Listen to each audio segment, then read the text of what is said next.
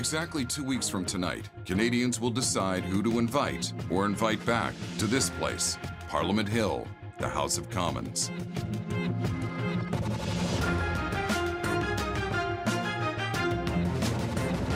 For 27 days, the 6 main party leaders have been traveling the country, making pitches and promises. Tonight, they will defend and deconstruct their ideas live. Liberal leader Justin Trudeau, Conservative leader Andrew Scheer, the NDP's Jagmeet Singh, Elizabeth May of the Green Party, Bloc Québécois leader Yves-François Blanchet, and Maxime Bernier of the People's Party. Their goal, to convince you to give their party your vote. The moderators are 5 of the country's most respected political journalists. The setting is one of Canada's most remarkable institutions, the Museum of History in Gatineau, Quebec. This is the debate. Here are your leaders.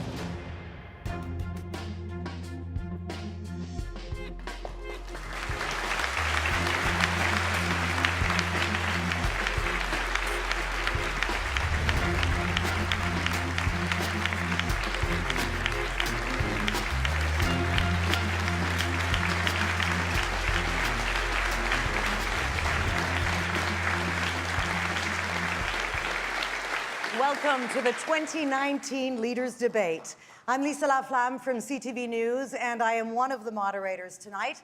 Our audience is made up mostly of undecided voters gathered here in the round, so they're right at the heart of this important night.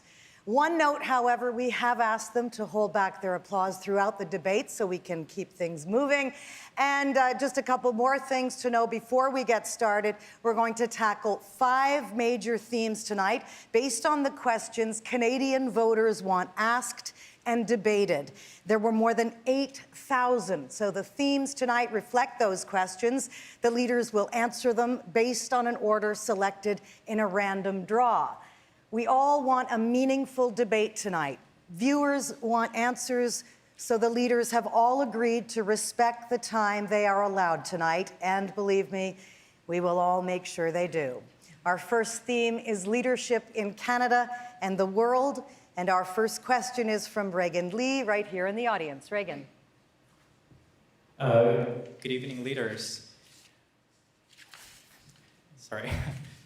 Many Canadians have felt the implications of a divided world more so than 2015, from US protectionism to Brexit to our growing tensions with China. As Prime Minister, how would you effectively defend both the interests and values of Canadians on the world stage? Thank you. Reagan, thank you for that. And Mr. Trudeau, you are first to respond tonight. You have 45 seconds. Thank you, Reagan, for being here tonight. And thank you all for joining us in this important moment to talk about the future of our country and compare and contrast the various plans that we have. We know we live in a very challenging time right now, from protectionism to fear-based politics to the transformative technological change people are facing. We need to make sure that Canadians are equipped and tooled to be able to succeed in an uncertain world, and that's why over the past 4 years, we've invested directly in Canadians, help people be optimistic about their future, have the tools to succeed, and the tools to see their kids succeed. We know the environment is a massive and pressing challenge, and building a stronger economy for the future means protecting the environment for the future as well. These are the things we're going to be talking about tonight. Mr. Trudeau, thank you for that. Mr. Bernier, your opportunity to respond. Thank you. We are the People's Party, and we put Canada first. The other leaders on this stage are globalists.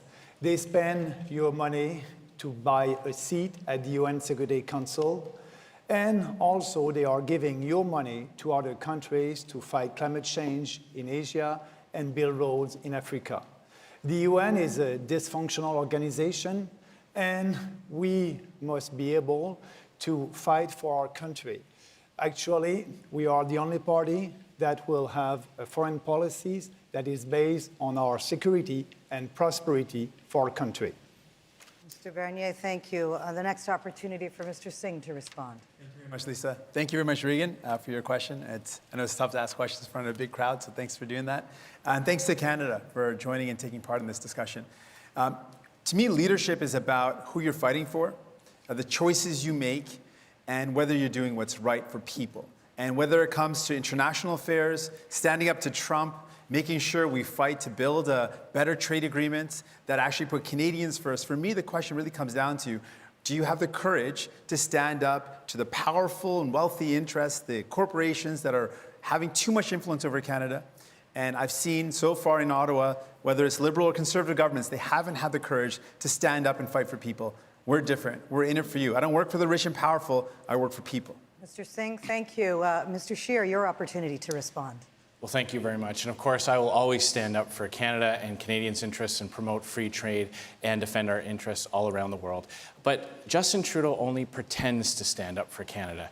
You know, he's very good at pretending things. He can't even remember how many times he put blackface on, because the fact of the matter is he's always wearing a mask. He puts on a reconciliation mask and then fires the Attorney General, the first one of Indigenous background. He puts on a feminist mask and then fires 2 strong female MPs for not going along with his corruption. He puts on a middle-class mask and then raises taxes on middle-class Canadians. Mr. Trudeau, you are a phony and you are a fraud and you do not deserve to govern this country. There will be an opportunity later during the open debate to defend each other.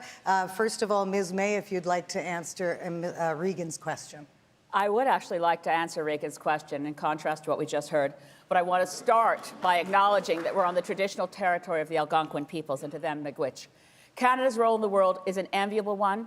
We have a historic reputation for being an honest broker, for being a country that stands up for multilateralism. We have a commitment as a nation to meet the Sustainable Development Goals, which means our future as a world is built on ending poverty and encouraging the education of women and girls. That's a cornerstone. On top of that, we really need to renegotiate the World Trade Organization and make it an organization that promotes climate action. We need a World Trade and Climate Organization. We need to support the rule of law and human rights around the world because we are world leaders. Ms. May, thank you. Again, the question, how would you as Prime Minister protect Canadian interests and values on this changing world stage? Mr. Blanchet. Prime Minister is a bit unlikely. However, first, good evening, everybody, and thank you for having me on behalf of the Bloc Québécois. Having leadership or showing leadership sometimes mean not making mistakes. And arresting the chief financial officer of Huawei might have been a big mistake, for which farmers growing soya or those doing pork or beef might have paid the price. When you're facing a powerful foe like China, you don't try to show biceps if you have only tiny biceps. And this is something that has to be learned. And we would support somebody with real leadership, not making mistakes. Mr. Blanchet, thank you for that. Continuing with our theme, leadership in Canada and the world, it's now my opportunity to ask a question on behalf of Canadians, again, to a leader chosen by a random draw. So this question is for People's Party leader Maxime Bernier. Every other leader will then have the opportunity to debate him. But Mr. Bernier, you like to tweet, so let me read some of your tweets back to you. You called diversity in Canada a cult and extreme multiculturalism. You've used the words ghetto and tribes to describe newcomers whom you say bring distrust and potential violence. On Greta Thunberg, the 16-year-old climate change activist, you've called her, quote, clearly mentally unstable. Are these the words of someone with the character and integrity to lead all Canadians and represent us on the world stage? First of all, thanks for the question. You must tell the truth to Canadians if you want to be the leader of this country. And what I'm saying about extreme multiculturalism, it is not the way to build this country. Yes, this country is a diverse country, and we must be proud of that. But we don't need a legislation like the Multiculturalism Act to tell us who we are. We are a diverse country, and we are proud of that. What I'm saying, because it's in line with the immigration, I'm saying that we must have fewer immigrants in this country to be sure for these people to participate in our society. So it is a great country, but it's time to have a discussion about the immigration. We don't want our country to be like other countries in Europe where they have a huge difficulty to integrate their immigrants. And I'm a proud Canadian, and that's why I love this country, and I'm the only leader on this stage who wants to have a discussion about the level of immigration. So we're definitely going to have a lively debate tonight, because now it is Mr. Singh's opportunity to debate Mr. Bernier on that very question, the temperament required for a good leader. I mean, Mr. Bernier, after hearing what was just said, you could have just said, hey, man, I messed up. Because those are pretty horrible tweets that you made. And really, for me, I mean, it should come as no surprise to you. I believe a leader is not someone who tries to divide people or to pit people against each other. A true leader is someone who tries to find bridges, bringing people together. That's what a leader does. And a leader works for the people who need help, not helping those at the very top, which we've seen with governments in Ottawa for far too long. They've been working to make life easier for the multi-billionaires. They get massive corporate tax cuts. Billions of dollars go towards them. We see offshore tax havens continue. This is not the way to build a country. The way to build the future is to help out the people that need help. You won't be able to help Canadians with your socialist policies. It will hurt everybody. It's not going to help anybody. It will hurt everybody. It's not the way to build wealth and growth in this country. You must believe in people. You must give back their money in their own pockets. What you're saying is not helpful. I'm just going to remind everyone this is a debate, and the viewers do have a difficult time even hearing anything if you're talking over each other. So this is a portion where the leaders can debate Mr. Bernier, and it is now the opportunity of Mr. Scheer to debate Mr. Bernier on the question of leadership. Well, what Mr. Bernier fails to understand is that you can absolutely be proud of Canada's history. You can be proud of our identity. You can be proud of the things we've done and accomplished in the world, while at the same time welcoming people from all around the world. And that is something that has made Canada strong. People come to Canada because of our freedom to be who we want, Andrew. You're right. And that's why I want people to come to share our values, our Canadian values. But, you know, equality before the law, equality between men and women, the separation of faiths and the religion. So that's important. You have changed from someone who used to believe in an immigration we'll let system. Mr. Scheer ask you the question. You have gone from someone who used to believe in an immigration system that was fair, orderly, and compassionate, and now you are making your policy based on trying to get likes and retweets from the darkest parts of Twitter. We can be a country that celebrates the contribution from people from all around the world. I want to celebrate what unites us. I don't want to celebrate every time our diversity. You can do that we need to celebrate our history. We need to celebrate who we are, and we're not doing that. That is the difference between Mr. Bernier and myself on this issue. We believe in making Canada stronger by welcoming people, adding it to our country, and celebrating the things that have made us great as a nation. Now we're going to hear from Ms. May and Mr. Bernier on the same question. I understand the question, Lisa. It was also about the characteristics of leadership. So let me just say up front, I think leadership is service. I think the things that make a good prime minister is recognizing that we're public servants. We haven't won some kind of lotto. We don't get to lord it over everybody. We're here as your employee, and we want to work. And I had a little quibble with our introduction tonight saying who will get invited back. It's not to be invited to go to Parliament. It's to sign up to work and to be of public service. I believe in service leadership. That said, I find the things that Maxime Bernier has said to be completely appalling, and he knows that I feel that way about the things he says in the House. We used to sit together, and generally when he said anything, I'd have to put my head in my hands because it was so horrific. I appreciate you, but, you know, I don't share your policies. I don't share your socialist policies because, you know, we won't be able to create any wealth with your policies. You have the same kind of policies than socialist countries like Venezuela. That won't create any wealth. Well, you must admit that. No, you will spend $60 billion. Is the single biggest economic opportunity in a generation or more. That's not responsible. And supporting immigration is what we need for this economy. And I'm supporting immigration. I'm proud of the fact the European Greens are the only party that is pro-immigration. So are we. Thank you, Ms. May. Now it is Mr. Blanchette's opportunity to debate with Mr. Bernier. How many seconds will you leave me before you jump in? Somebody invoking the truth should not be somebody denying climate change. And the use of socialism seems to come a little bit too easy. I don't deny climate change. Oh, you made 10 seconds. Immigration, See, we were worried they wouldn't pay attention. Is not that much a matter of number. It's a matter of resources. We invest in it in order to have those persons welcome, as well in Canada as they are in Quebec, with our desire for them to share our language, to share some of our values. And if we do have enough resources invested in that, this is workable.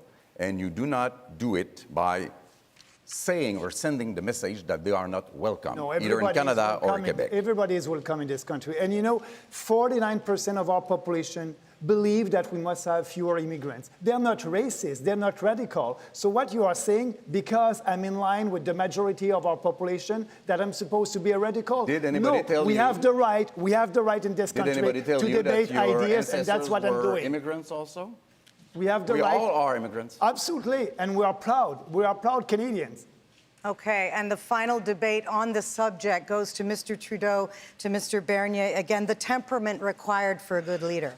I think it's important to recognize that we're in a world right now where these discussions, this polarization, this fear of the other has become easy currency for politicians who do want to strike up uncertainty in people's hearts and lift those anxieties and try to get people to vote against things. No. Unfortunately, Mr. Bernier on this stage is playing that role of trying to make people more fearful about the migrations that are happening in the world, in the opportunities around globalization, and our ability to continue to redefine every single day what it is to be Canadian, what it means to be Canadian. And yes, it will evolve. It will transform itself as we take leadership, as we move forward. And you always want to celebrate. You always want to celebrate our diversity. People around the world we must celebrate our history. We must celebrate who we are. And I'm proud Canadian like you. And you know, we built this country together, and we want this country to be like that in 25 years. We love this country, and it's not because I want to have a discussion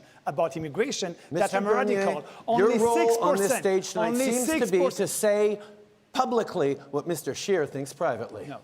Only 6% of Canadians want more immigration. Only 6%. So when you don't want to have a debate about that, you're not in line with the population. Let's just have an honest debate on that subject. Okay, and on that, we want to hear from another Canadian tonight. There are obviously so many layers to the issue of leadership. So this question is coming from Susan Fernando, who asks her question from Calgary. Again.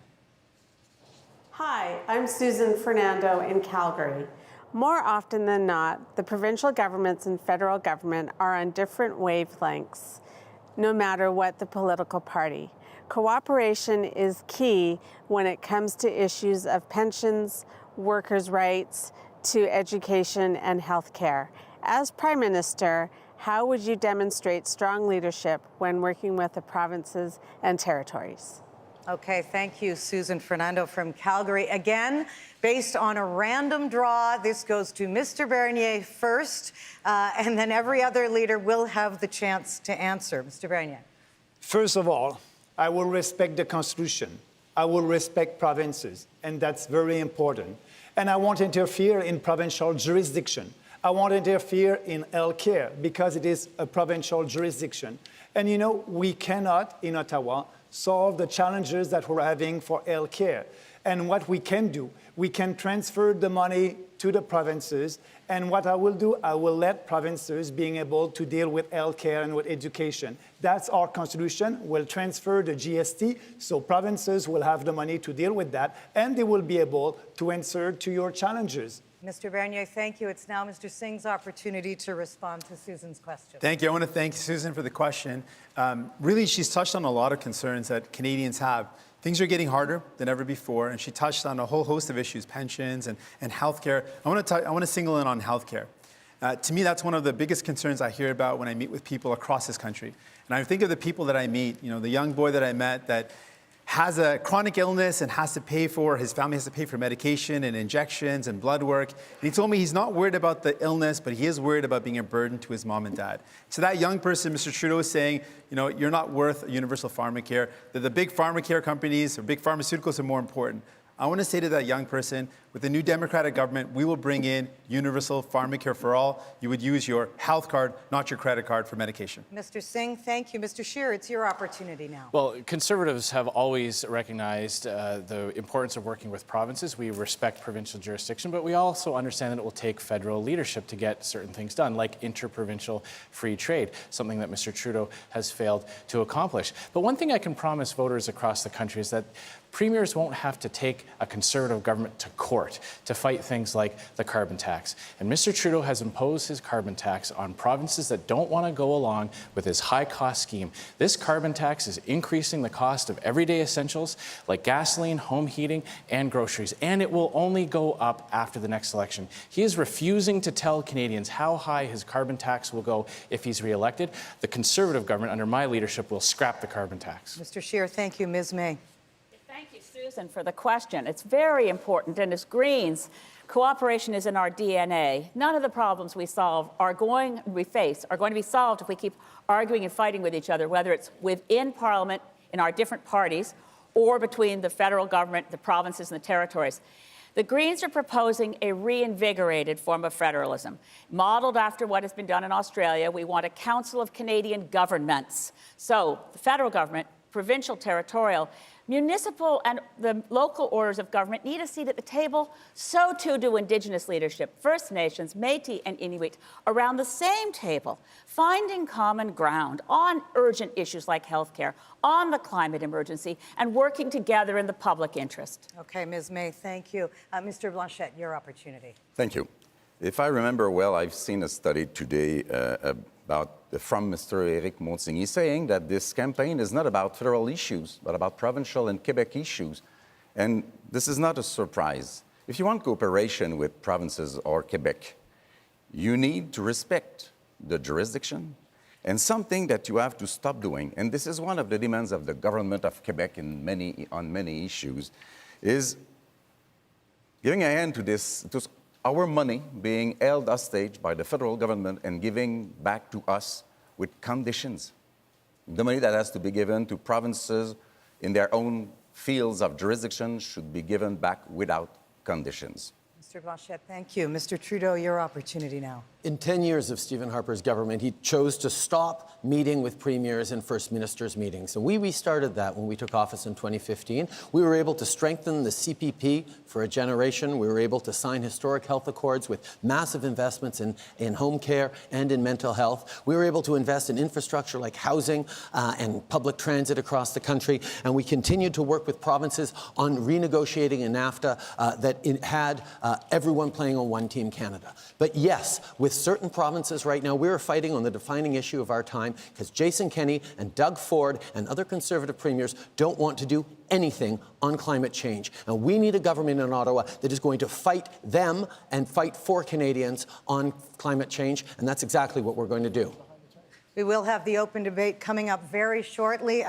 We are going to switch gears now, though, and give a leader a chance to ask any other leader a question on any topic they choose. Again, the order of this was chosen by random draw. The first leader this time is NDP leader Jagmeet Singh. Mr. Singh, you have 30 seconds. Thank you. My question is to Mr. Trudeau. You know, you talk often about how Conservatives cut taxes for the wealthy and cut education and healthcare and other services. I agree with you, and I've heard you say this often. So my question is, you criticize Mr. Harper on his climate targets, but you failed to achieve them. You criticize Mr. Harper on the fact that he cut healthcare funding, and you also cut them. You criticize Mr. Harper and Conservatives on giving billions to billionaires and corporations, but you gave $14 billion more. My question is this: why do you keep letting down the people that voted for you? First thing we did was cut taxes for the middle class and raise them for the wealthiest 1%.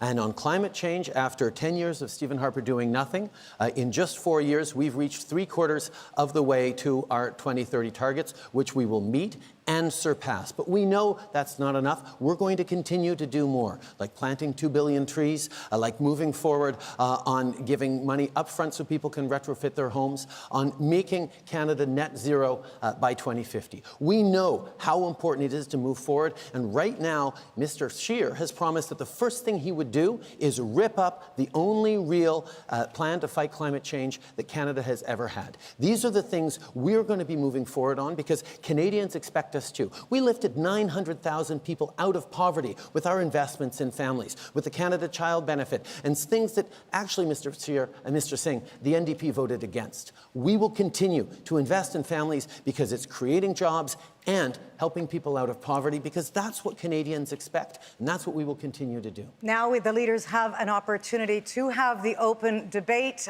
on this question. It's for 4 minutes. Mr. Singh, you may begin. Thank you. I just wanted to say, I mean, we look at the track record of this government, and in reality, Statistics Canada points out in 2017, the wealthiest actually paid less in tax and gained more in wealth. And when we look at one of the biggest problems that we're faced with as a country is offshore tax havens. Now, not only did your finance minister use offshore tax havens, but also the president of the Treasury Board. She also used offshore tax havens. So how can you tell Canadians we don't have the money to fund things like universal pharmacare when your top 2 cabinet ministers don't pay their fair share? Mr. Scheer, you might remember that, Mr. Singh, you might remember that summer I'm very different from Mr. Scheer. You got it. You got it. I mean, you look so alike, it's really difficult for me. There's nothing in common here, man. We had a huge fight with the wealthiest Canadians and the Conservatives when we closed tax loopholes that Mr. Scheer is going to reopen and give tax breaks worth $50,000 to the wealthiest Canadians. We're going to keep moving forward in a way that invests in Canadians. Mr. Trudeau, we'll give Mr. Scheer an opportunity to respond. You called small business owners tax cheats. You called entrepreneurs who have created jobs and opportunities in our society tax cheats, all the while protecting your trust fund and those of your billionaire friends. What we are doing is lowering taxes for all Canadians. We've got a universal tax cut that will lower the first bracket, that will save $850 for the average income couple. We are going to bring in tax credits for kids' sports. Yes, for sure. What they are doing, they are spending, and tax cuts are not everybody spending. here on the Tax cuts are stage, leaving everybody here on the pockets of stage Canadians. are spending more money. And you cannot create wealth when the government is spending money. You must have the right policies for the entrepreneur, actually. We want the private sector to be able to invest. The private sector will create wealth. That's why we're going to undo his tax hikes. You won't balance the budget. Nobody will balance the budget. His tax hikes. I cannot Ms. May, you'd like the opportunity. Thank you. At the beginning of this segment, Mr. Singh pointed out that Mr. Trudeau had not changed the climate targets from those of Mr. Harper. It needs to be said very clearly, and I'm so disappointed because I believed the Liberals in 2015 that they would go with science-based, evidence-based policies. But the target that Mr. Trudeau is saying he will hit by 2030 is a target for losing the fight against climate change because it ignores the science, it ignores the IPCC advice. On this stage tonight, the Green Party is the only party with a plan, Mission Possible, that will actually protect us. A plan that will destroy the economy. A plan that will destroy the economy. You know that's not true. It is true. You know that's true. not true. Yours is 38% below 2005. Our plan is to stay in line with science. Our plan is this. Which science did you find that Our plan is in line with target? the IPCC report, and it's to keep warming within 1.5 degrees, which you love to say, and it's very important, and I agree with you. I love to say it. You do, which is very important, and it's a very important thing. Because it's about our children's survival, which I love to protect. To take on the climate crisis that we're in, it's going to require the courage to fight big polluters. It's going to take the courage to stand up to the massive lobbyists that Mr. Trudeau has caved into, and the reason why we continue to pay subsidies to the fossil fuel sector. We would immediately end those subsidies. Ms. May, the experts are agreed that what a climate plan needs to do is to be ambitious and doable. And of the plans that are forward here on this stage, there is only one plan that the experts have qualified as both ambitious and doable, and that is the plan that we have begun to put in place over the past 4 years. Last word. Mr. Trudeau's plan is failing. It is making everything more expensive for hardworking Canadians, and he has granted a massive exemption to the country's largest emitters. That's not true, Our plan takes the climate change fight global, recognizing that Canada can do more to fight climate change by exporting our clean technology and helping other countries lower their emissions. And that concludes, that is all the time we have for the open debate. That concludes this segment. You had an opportunity, you got to jump right in. So thank you all very much for the conclusion of that segment.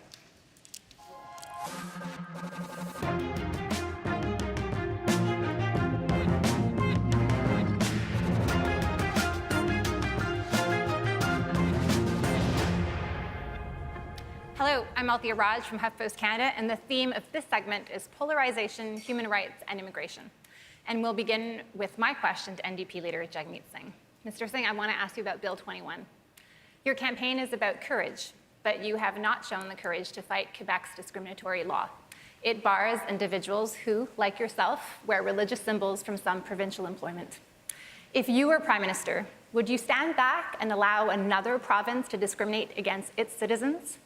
Aren't you, and frankly, the other leaders on the stage, putting your own party's interests in Quebec ahead of your principles and the equality rights of all citizens?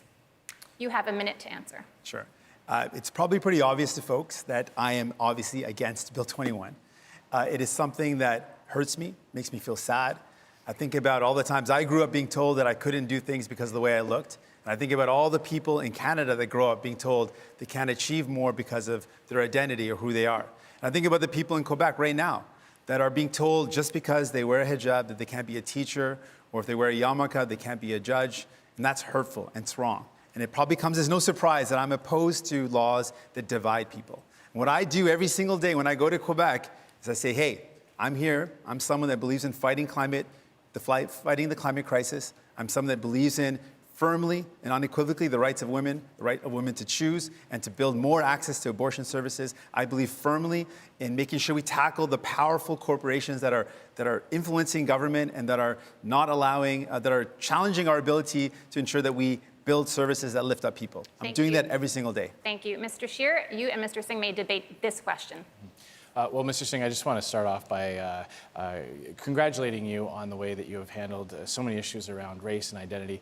As someone who has been the victim of these types of racist acts in the past, I certainly believe you have handled it with a lot of class, especially as it relates to some of the scandals that have come out during this campaign. I believe it's very important for people to understand that while we will not intervene in this court case as a Conservative government, we do recognize, and the Conservative Party always stands for freedom and equality and individual liberty, and we will make sure that this does. We will not pursue this type of bill at the federal level. I want to just touch on one of the themes of this discussion is polarization.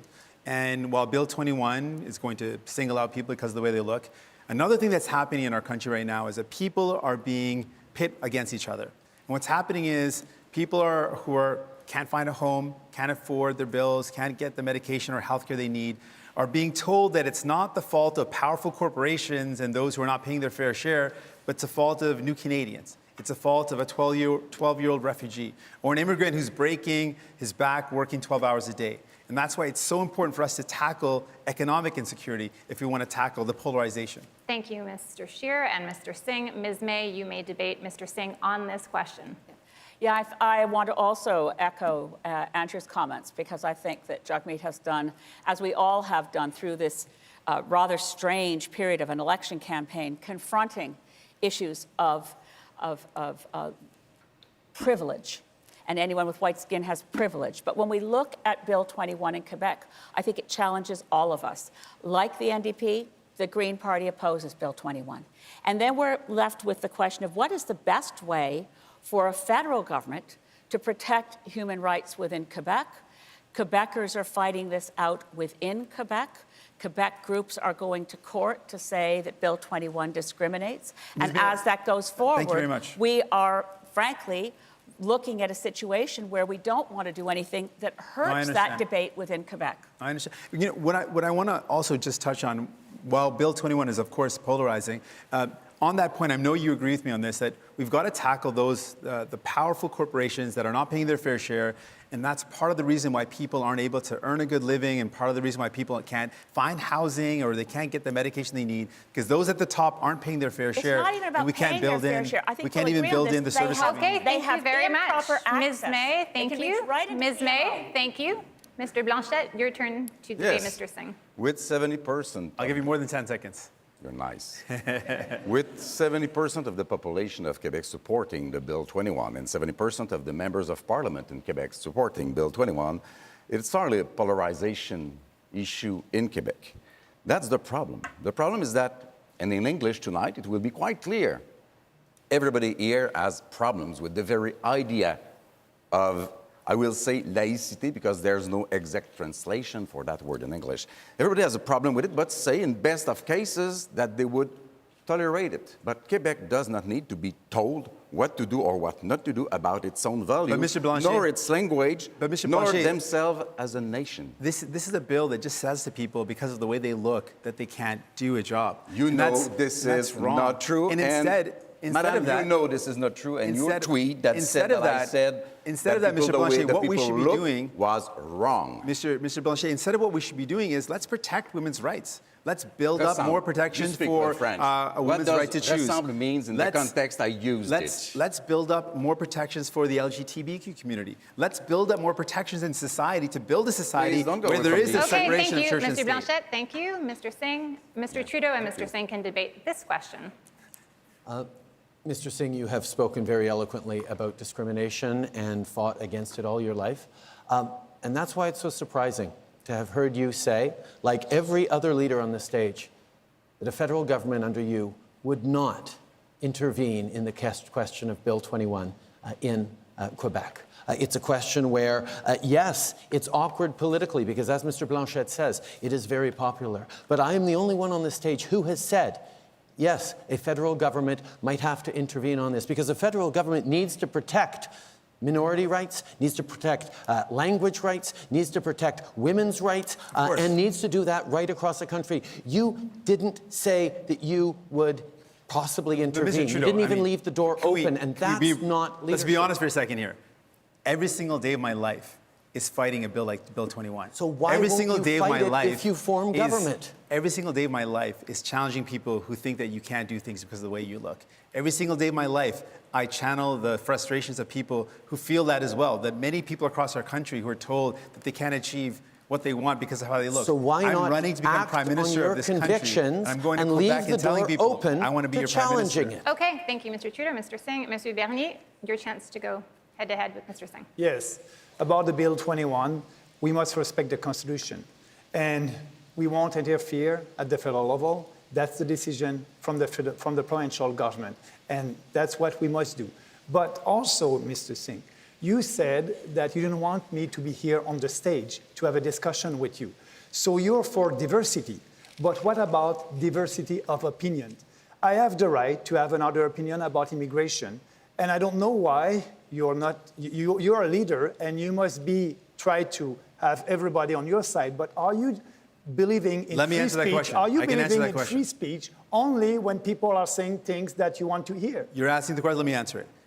After a couple of minutes of this debate tonight, I think people can clearly see why I didn't think you should deserve a platform. The comments that you're making, the type of things you say, there's one thing to say that you disagree with somebody, that's fine. But when you incite hatred, when you incite division, no, I don't. It's not when you true. say You cannot say that. You insult a young girl I just want to have a and debate. ask about her mental stability, it shows a lack of judgment. You don't deserve a platform, and I'm happy to challenge you on that because your ideas are hurtful to Canada. I will always work to build unity and bring people together. Unity for okay, people thank you who very agree much. with you. Merci, Monsieur Bernier. Thank you, Mr. Singh. Continuing with our theme of polarization, human rights, and immigration, we have people watching this debate right across the country, including a big crowd at the Student Union building at the University of British Columbia. And our next question comes from Paige McDicken, who joins us from Vancouver. Please go ahead, Paige.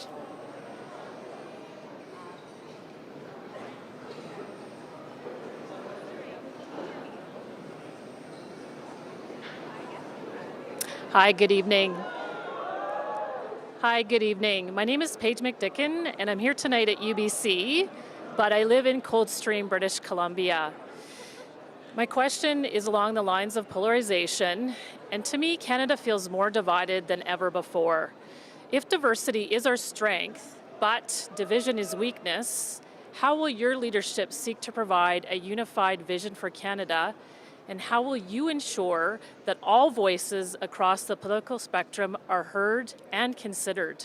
Thank you. Mr. Singh, you may begin. You have 40 seconds. Sure. Paige, thank you so much for the question. I appreciate getting a chance to chat with you, and thanks for tuning in. When you talk about the divisions that we have in our country, there are a lot of divisions, and they're growing. And I point to a lot of reasons for it. There's radicalization, there's hateful discourse, there's a climate which allows people to be emboldened. But the other reason why people are being exploited into hating one another is because they're worried about the future. There's a lot of people that can't get the basic things that they need, like housing, like the healthcare they need. And it's really the neglect of federal governments that have brought us to this position. And I think the way we tackle a lot of the polarization is making sure people get the basic things they need, like housing, Thank healthcare, you very much, Mr. and a good Singh. job. Mr. Scheer, your turn. Well, it's very important that we understand why Canada is a country of such diversity. And it is because people come from all over the world to take refuge here, to build a better life here. It is because of our freedom. That is the common ground that everyone who has come here, no matter what generation, no matter from what part of the world, can agree on. And it's important that we remember that, promote that, and ensure that people who come here embrace that aspect that makes our country so great. But what is very dangerous is when you have a prime minister like Justin Trudeau who uses legitimate issues like racism and hateful language to demonize anyone who disagrees with him. Calling people un-Canadian for disagreeing with his failure on the border Thank you very does much, more Mr. to create Scheer. division. I'm sorry. Ms. May, your turn. Thanks, Paige, and hey to UBC. Thank you. I raise my hands to Musqueam, Squamish, and Tsleil-Waututh territory. We need the kind of leadership that lifts people up, that doesn't make people feel as if politics is rather disgusting and they'd rather not look at it. We have to restore the idea of real democracy, where every citizen has agency and power to work together. Mission Possible for climate action, we call all hands on deck.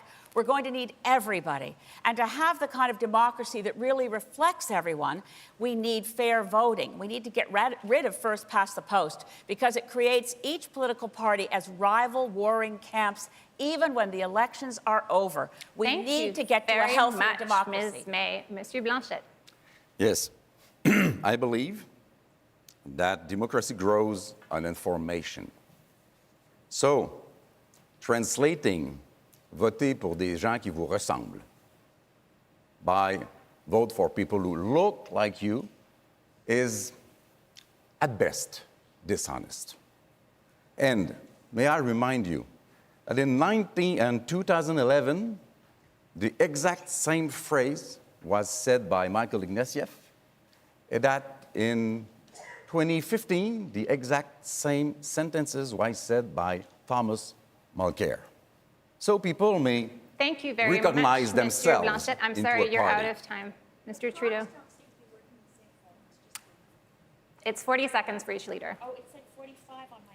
I'm sorry. It has moved on to 40, sorry. Everybody has the same time? It's Mr. Trudeau's time? Thank you. Thank you, Paige, for your question. It's great to see everyone at UBC, one of my alma maters.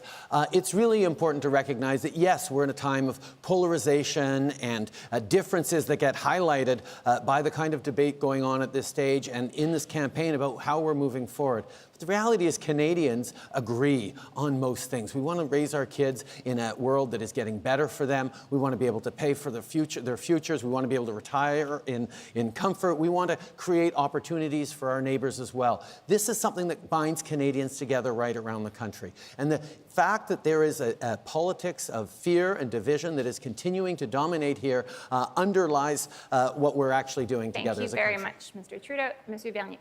Speaking about immigration, it is not polarization.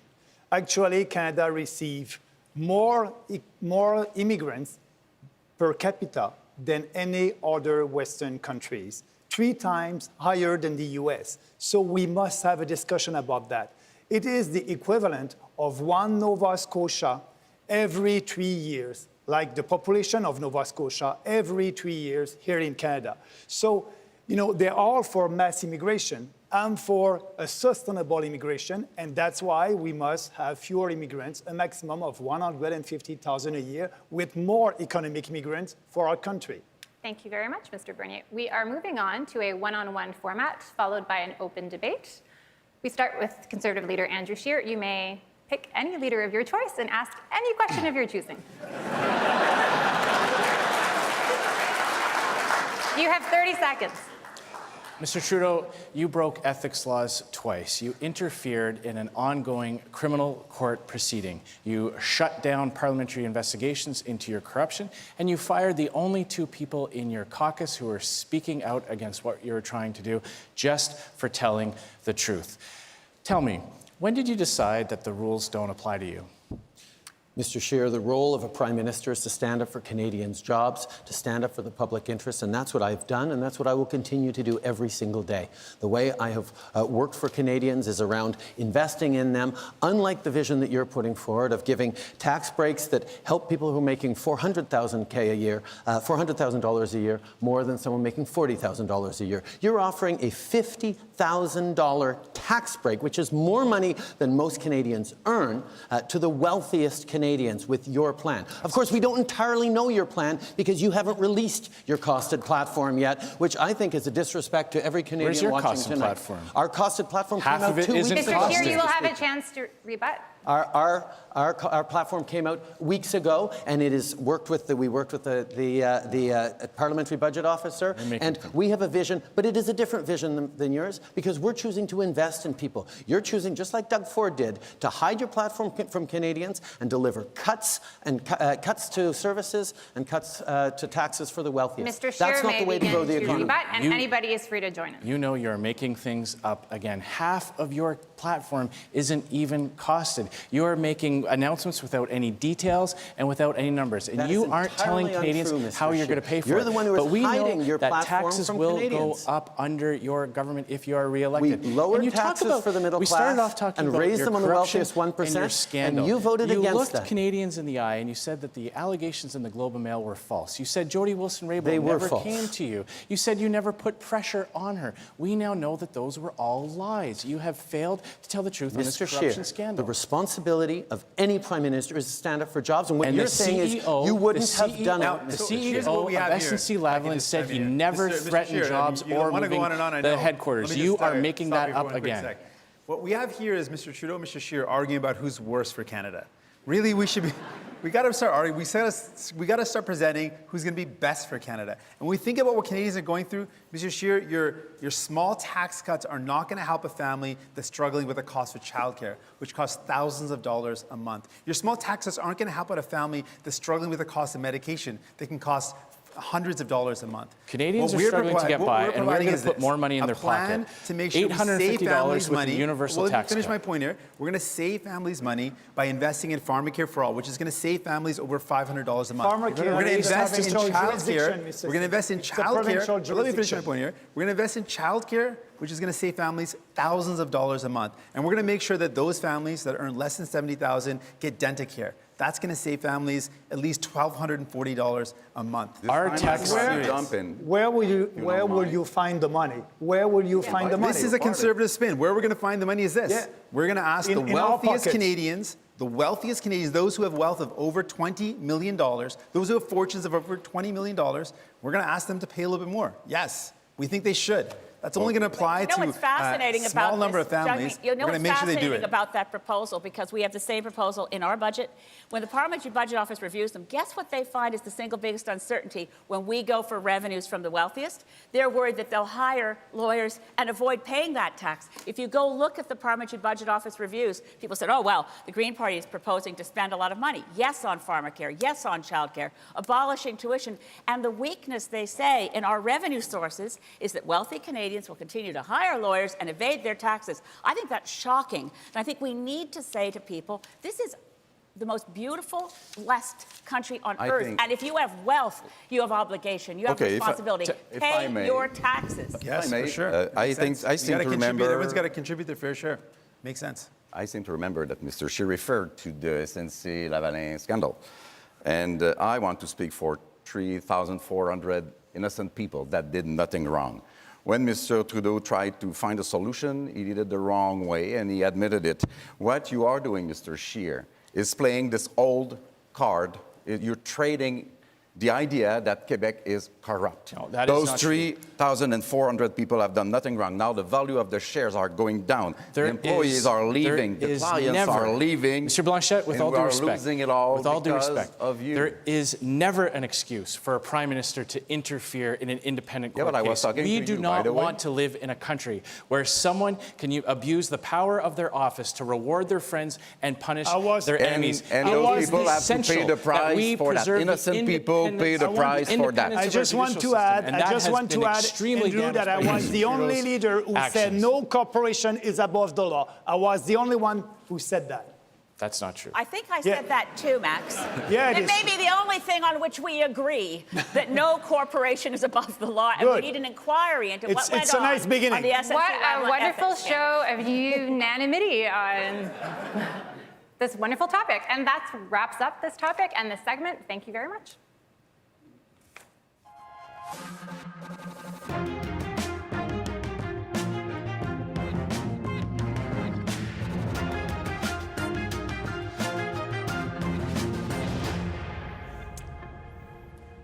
I'm Susan Delacourt from the Toronto Star. Welcome, leaders. I'm moderator for the next theme, which will be Indigenous issues. We're going to begin this segment, which was also chosen by random draw, with my question to Conservative leader Andrew Scheer. So here it is. Mr. Scheer, you've said that a Conservative government would focus on practical things in its relationship with Canada's Indigenous people. As you pursue your promised energy corridor, practically speaking, how will you consult, accommodate, and obtain consent from Indigenous peoples? And what will you do when your plans come into conflict with Indigenous rights and interests? Well, thank you very much for the question. And as someone who has 12 First Nations reserves in his riding, I understand the importance of balancing treaty rights and also the ability for Indigenous Canadians to participate in the economy. And that really is the key. And what I have said is that a Conservative government will ensure that the proposal for the National Energy Corridor takes into account Indigenous concerns by ensuring that a cabinet minister is responsible specifically for Indigenous consultations. And unlike the court ruling that found that the current government mishandled the consultations under the TMX pipeline, we will ensure that it is dynamic, that it is more than just ticking a box and listening to concerns. It's actually addressing those concerns. But we have to remember that we have to get to a place in this country where big things can get built again. And duty to consult means that concerns are heard and addressed, but that also that we find a path to letting things get built in this country. Ms. May, you have... Thank you. I am appalled by the fact that Mr. Scheer has forgotten that there was a duty to consult on the Harper government as well, and that they also violated in the findings of the court identical to Trans Mountain on the case of Enbridge. It's the United Nations Declaration on the Rights of Indigenous Peoples needs to come into force of law in this country. I know you oppose it because of the debate we had at Maclean's. But the reality of it is Section 35 of the Constitution already requires consultation, and it does not boil down to we will consult with Indigenous people until we get them to agree with us. No, but it also means that we have to respect find a way to get nation to of a yes. Indigenous territorial rights that are inherent. So what does free, prior, and informed consent mean for every single Indigenous community? It means what about the dozens free, and prior, dozens of Indigenous communities who want these projects to go Why ahead? are you prepared to set aside the decision of the Human Rights Tribunal to fight it in court, just as Mr. Trudeau is, when they actually found, as a matter of fact, that our government committed acts that were reckless and willful in the violation of the rights of Indigenous children? There are dozens of Indigenous communities who want these projects to go ahead because they know that is the key to prosperity on their reserve. They know that is the way for their young people to get jobs. Territorial rights are inherently and others local. cannot define what free, prior, and informed consent. I don't want to argue over Thank land. you. I'll let you talk. But Mr. Blanchet, it is now your turn. Yes, you say, Mr. Scheer, that you want to respect provinces and Quebec jurisdiction.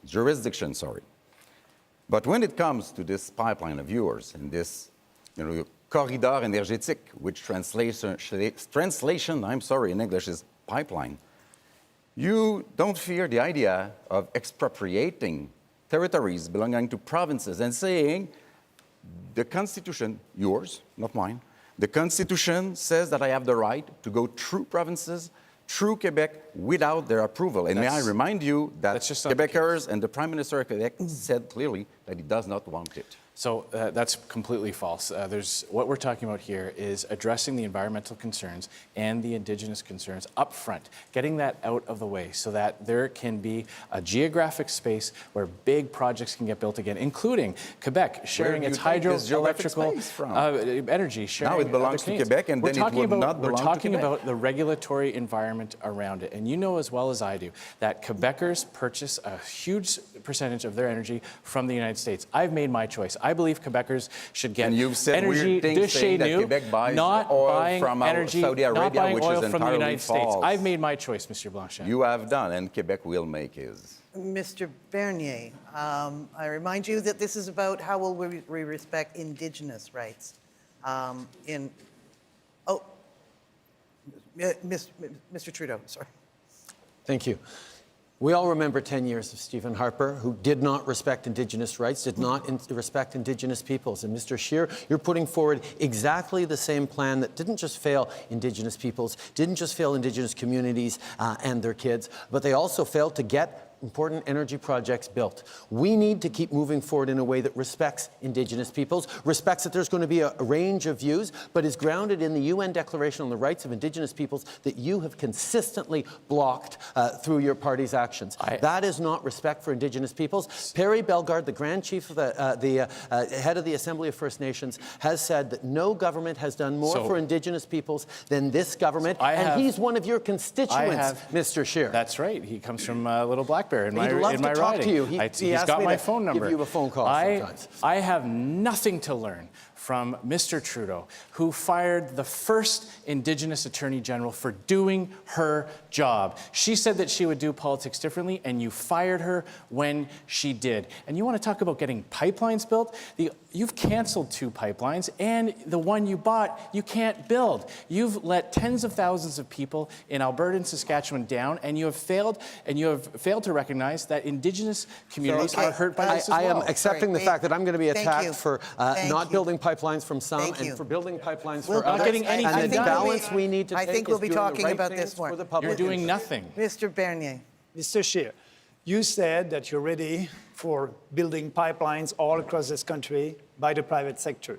But at the same time, you said, Quebecers are ready to buy oil and gas from Canada. I agree with that. I agree that Quebecers know that it's safer to transport oil and gas by pipelines than by trains. But at the same time, the Quebec government said that there's no social acceptability for a pipeline in Quebec. What will be your position on that? Do you think that you'll be able to use the Constitution? Because after consultation, if we don't have any agreement, we must be able to use the Constitution, Section 9210, to be able to build a pipeline. When you do that, the federal government will have the full authority, the full jurisdiction to approve pipeline. But what you're saying, you're for pipelines, but you don't have the courage to use the Constitution to be sure that we'll have pipelines in this country for the unity of our country and the prosperity of our country. That's just not the case at all. I've always said that the federal government must stand up for federal jurisdiction. We respect provincial jurisdiction. And when you've got the best idea, I am convinced that I can get support for this project because you don't have the Quebecers support prefer in Quebec. Canadian You don't have the support energy. in BC. Quebecers know that it's better to take energy from Western Canada than the tanker after tanker of foreign oil coming up the St. Lawrence or oil and gas coming from Donald Trump's economy.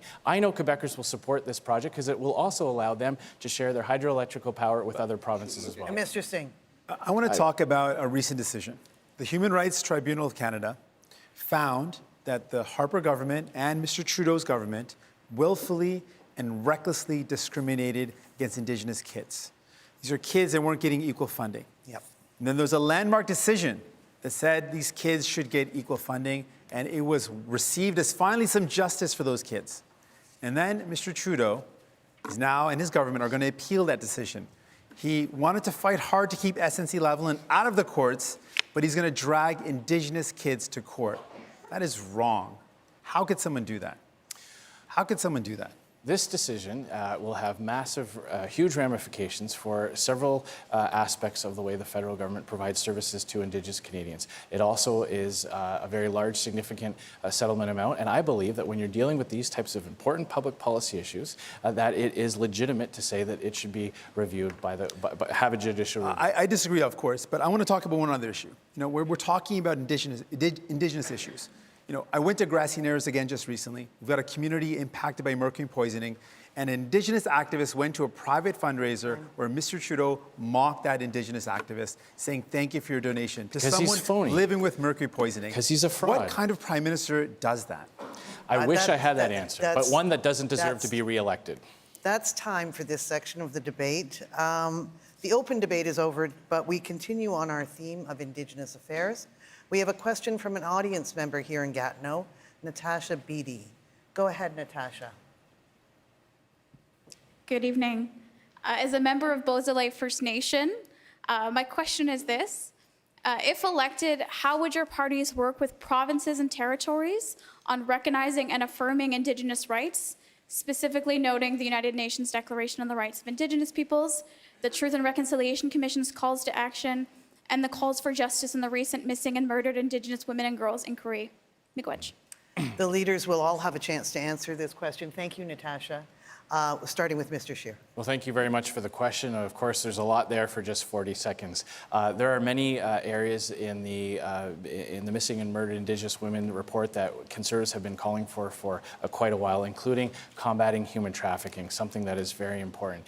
Also, we support preserving Indigenous languages by ensuring that the federal government does what it can to prevent some of the languages that are at risk of being lost, to preserve them. When we're talking about the UN Declaration on the Rights of Indigenous Peoples, we need to remember that when you talk about free, prior, and informed consent, that leaves a great deal of uncertainty about what that means. And there are large numbers of Indigenous communities who want these energy projects to succeed, and we need certainty and clarity around that. All right, we will now go to Ms. May. Natasha Miigwech. It's an extremely important question, and Greens across the country are united in this. We will honor the United Nations Declaration on the Rights of Indigenous People. It must be brought into law in this country, and our existing web of laws and regulations, which were properly described by the Inquiry on Missing and Murdered Indigenous Women as constituting structural violence, must be reviewed and brought up to the standard of the United Nations Declaration. We must bring in the recommendations of the Inquiry into Missing and Murdered Indigenous Women and Girls and the calls to action of the Truth and Reconciliation Commission. It's not a short-term project. It is on us as settler Canadians to bring justice. Mr. Boncham. Yes, we also support the Declaration of the United Nations on the Rights of Indigenous People.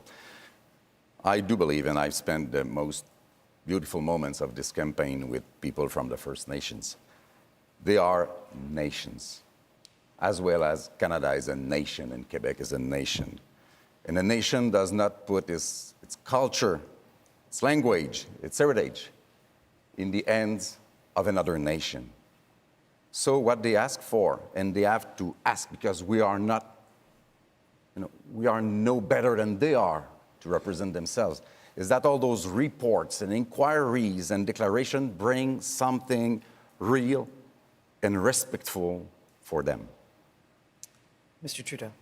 Thank you, Natasha, for your question. We have moved forward on reconciliation in ways that no previous government has been able to, but I am the first to recognize there is much more to do. We lifted 87 long-term boil water advisories, and we are on track to lifting the 50 more, but we're continuing to invest in communities. On the issue of child and family services, we recognize the tribunal's ruling that says that children need to be compensated, and we will be compensating them.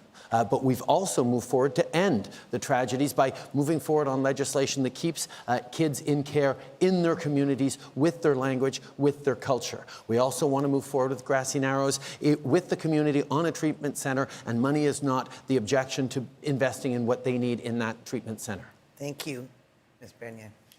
No other leader is ready to build a new relationship with our First Nation. They all support the status quo. But the system is broken. We still have extreme poverty on reserve. We need a bold reform, and we are the only party that will try to implement property rights on reserve and also establish a new relationship based on self-reliance for these communities. We need to build a new system, working with them, but that's not what they want, because we cannot fix the system right now if we don't do a bold reform, and we are ready for that. Mr. Singh. Thank you so much for your question. Really, it's a matter of respect and dignity. All of the issues that you've raised come down to that basic question of respect and dignity. And one of the first things we would do, we wouldn't take Indigenous kids to court and challenge a decision that says they were willfully and recklessly discriminated against. We wouldn't do that. We would immediately address issues of justice. That means implementing all the recommendations from the reports that are so powerful and have a guideline towards solving the problems. We'd make sure there's clean drinking water. I don't accept any excuses why we can't in 2019. We'd make sure that we implement clean housing, good quality housing, and education and welfare services. We can do these things. Thank you. So now we have time for another leader-to-leader debate on any topic. Leading this one off will be Green Party leader Elizabeth May. Elizabeth May, you have, I believe, 1 minute. Thank you, Susan. And my question is to Justin Trudeau. Picking up from this very fractured discussion on Indigenous issues, but let's face it, right now, Indigenous peoples, the Assembly of First Nations, are telling us their #1 concern is the climate emergency. And we need to focus on real solutions. It's not good enough to have better rhetoric than Mr. Scheer. And with all respect to Mr. Singh, it's not about rhetoric. It's about a target that's grounded in science. And to do that, we need 60% reductions by 2030. Not Mr. Singh's 38, not your 30. Will you, Mr. Trudeau, join with all of us in an inner cabinet that gets rid of the partisanship and says, after this election, we move to protect our children's future together? Mr. Trudeau, your answer. We recognize that targets are important, and we're going to be surpassing the targets we inherited. But targets are not a plan. We have a real plan that has delivered over the past 4 years by on our way to banning single-use plastics, on putting a price on pollution right across the country in a way that returns money to Canadians, that actually makes, unlike what Mr. Scheer is saying, most Canadians better off, 80% of Canadians better off with a price on pollution than they will be when he rips up our climate change if he were to form government after this election. We will continue to do the things that need to be done and bring Canadians along with it. Our plan is realistic and ambitious and doable, and that is what Canadians need, because the danger of not acting on the environment is tremendous. The danger of not having a plan for our future, either the environment or the economy, is going to be borne by our kids.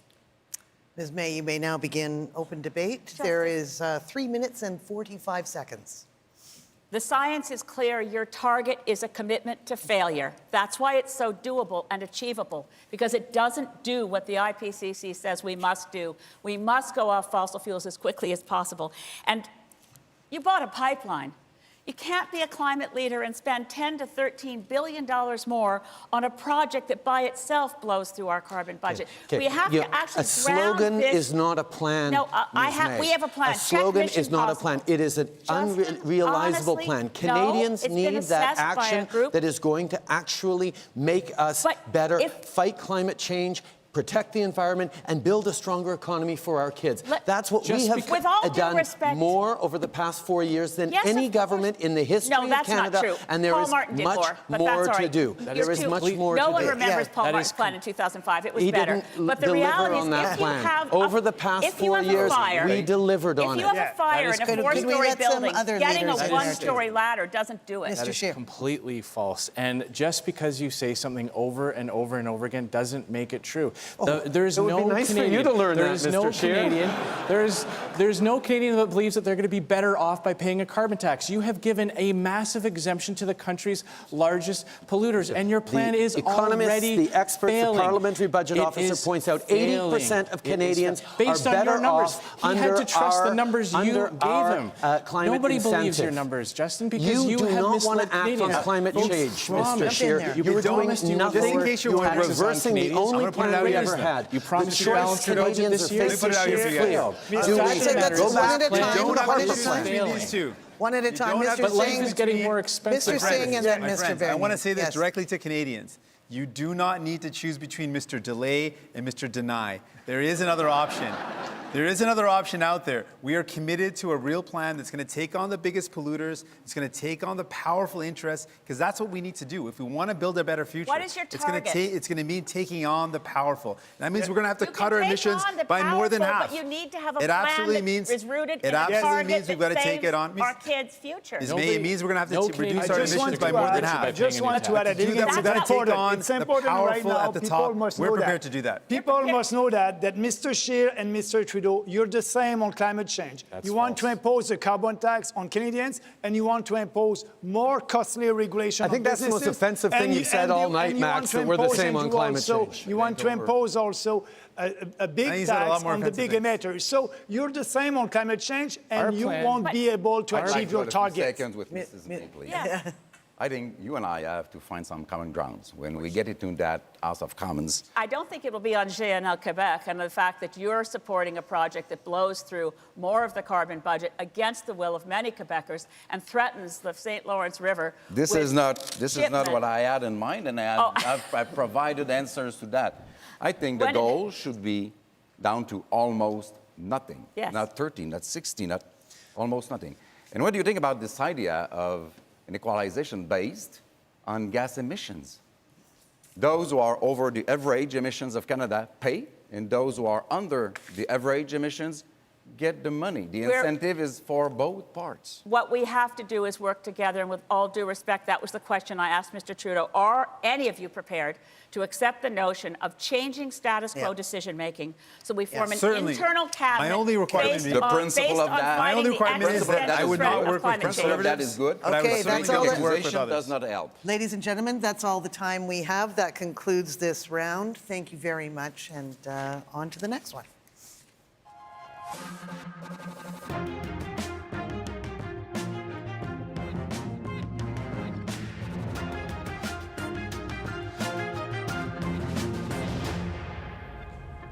Hello, I'm Donna Friesen from Global News, and I'm moderating this segment on affordability and income security. Before I begin, I just want to say you've all been very vigorous in your debate. Some of your comments have gone a little long, so we're going to have to trim a bit in terms of time, but we will make sure that we keep those trims fair and equal.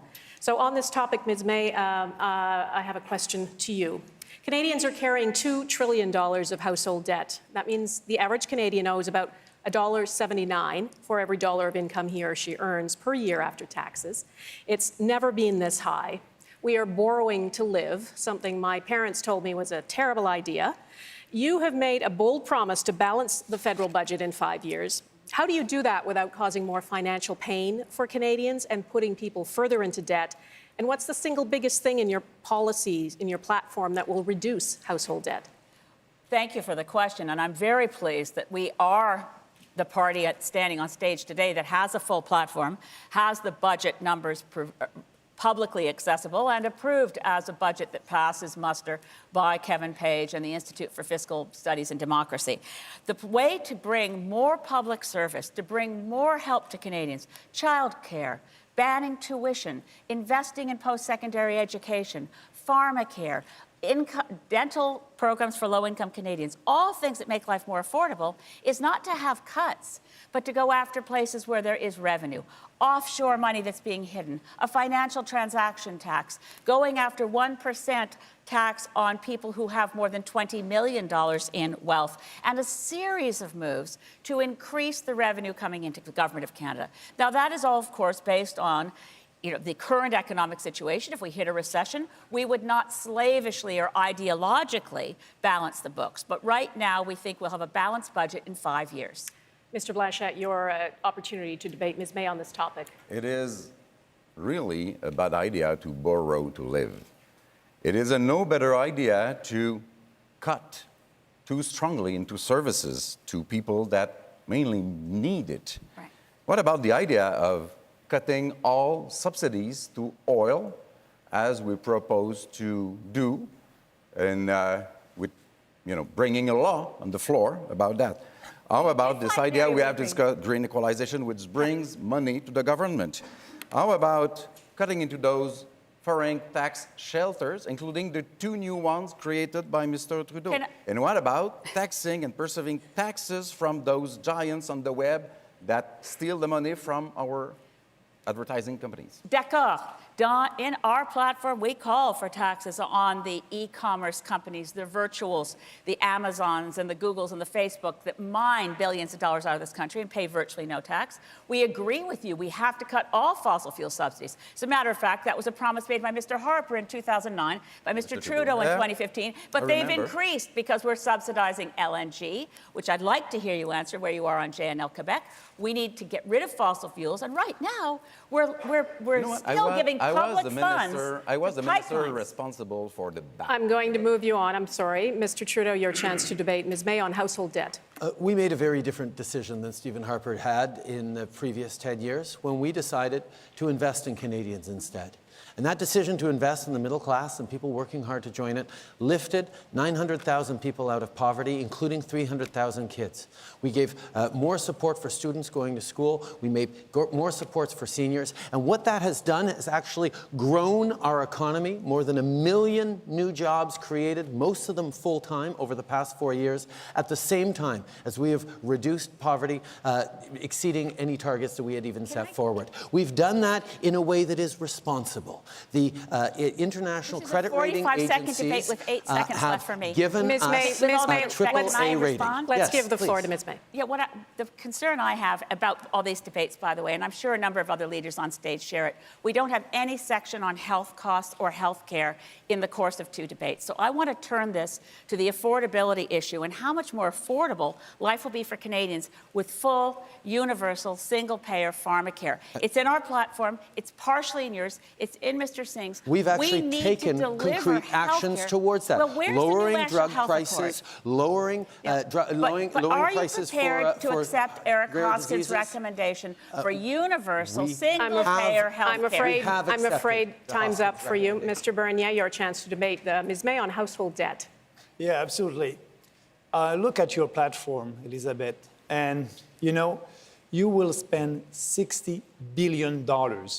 Spending won't create any wealth. You cannot spend your way to prosperity. We need to have more private sector investment. Yeah. And at the end, you know that our national credit card is full. We still have deficit.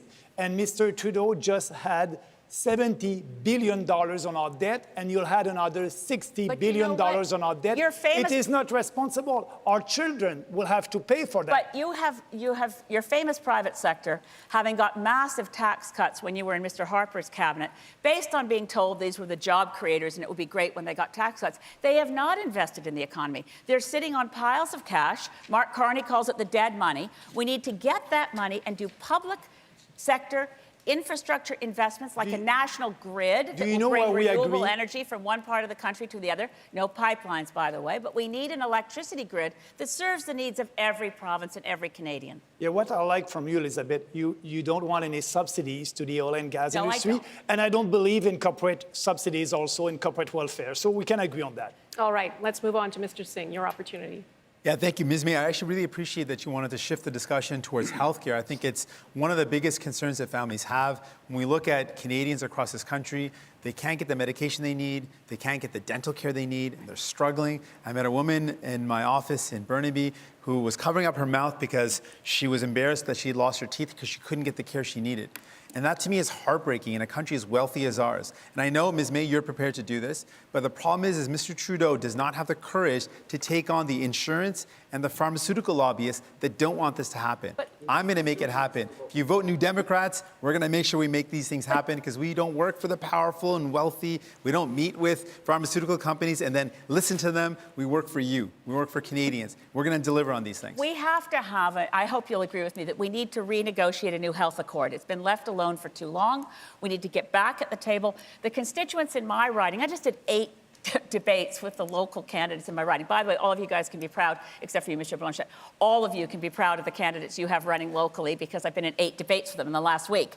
But one thing we heard from every constituent in every town hall meeting is we are suffering from a lack of family doctors. We need an investment in our health care. The wheels are falling off the bus, and Mr. we Trudeau need to invest. Mr. Trudeau has continued the same cuts brought in by the Mr. Scheer, your opportunity. Well, the question was about affordability and household debt. And household debt. And the entire theme of our platform is leaving more money in the pockets of Canadians so that they can get ahead. It's time for Canadians to have a break. Our universal tax cut will mean $850 in the pocket of a hardworking average income Canadian. We're going to bring back the children's fitness tax credit to make raising children more affordable. We're going to bring back the green public transit tax credit to make taking the bus or the train more affordable as well. We're going to help fight climate change by bringing in the green home renovation tax credit, which will put money in the pockets of Canadians and help lower emissions. And we're going to pay for that. I'll just finish. It'll cause them to go through the roof. The way we're going to pay for those is by cutting corporate welfare and reducing Canada's foreign aid budget by 25%. So we're going to stop sending money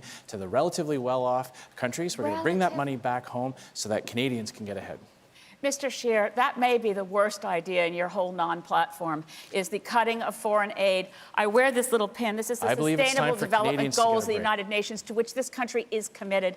Ending poverty within the next decade, within Canada and globally, is actually possible, but not if we ever had the misfortune of having your I believe we should take that money and bring it back home so that Canadians greedy can and get selfish ahead. policies. It's not greedy to put money in the pockets of Canadians, Ms. May. We're I fundamentally disagree with you. We're going to stop you there. It destabilizes the world, what you're proposing. We're going to stop you there Iran, so that we can hear Mexico. from another Canadian, please. On the theme of affordability, one of the many places Canadians are watching tonight is in Yellowknife, Northwest Territories. Here's the scene at the Copper House restaurant. And earlier we heard a question on affordability from Scott Marsden. Hi, my name is Scott Marsden from Yellowknife. My question is, what is your government going to do about the growing crisis of income inequality and affordability in Canada? Ms. May, first to you. I've been in that restaurant. Hello, Yellowknife. Good to see you again. Look, we must act for income equality. We need to look at the fact that over the years, the gap between the various wealthiest Canadians and the average Canadian is continuing to expand. We're calling for a tax commission. We haven't had a proper tax commission since the 1960s to examine our tax code, to see if it's still progressive, to find out if all these corporate boutique tax cuts that have piled up over one after the other after successive governments is taking money away from those Canadians who need it most and allowing those who really have massive income to continue, as many Auditor Generals have found, to be treated by Canadian Revenue Agency as if they have special status and don't have to pay their taxes. Ms. May, thank you. Mr. Blanchet. First, I must say that if saying untrue things at the end of time is your way to do things, collaboration might be done already. However, about the issue, if federal government was to respect jurisdiction of provinces, it would take less time, it would cost less money, and provinces and Quebec could do what they have to do about health care, bring the money that is owed to Quebec and provinces. This is what has to be done. Lodging, the money should be given to provinces and Quebec because it is mostly, if not only, their jurisdiction. That helps people. Mr. Trudeau, to you. The question is about income inequality and what you would do.